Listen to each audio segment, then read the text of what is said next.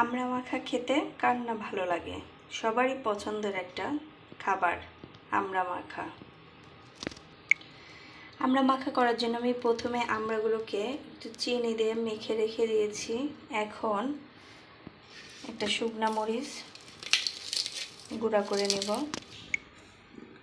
শুকনা মরিচ দিয়ে আমড়াগুলো ভালোভাবে মেখে নেব। ভালো করে মেখে নিয়েছি।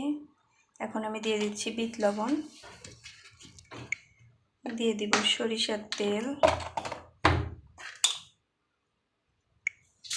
ভালোভাবে মেখে নেব। এরপরে আমি দিয়ে দিব পরিমাপ মতো কাসুন্দি।